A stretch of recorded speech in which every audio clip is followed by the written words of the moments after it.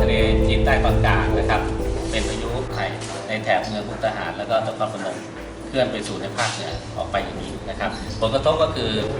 หนักมากนะครับเกิดขึ้นได้ โดยจะเป็นพื้นที่ที่เราให้เป็นฝนตกหนักมากเลยนะเป็นพื้นที่สีแดงเลยนะครับช่วง 18-19 พีคสุด 20 กว่าบาทเบา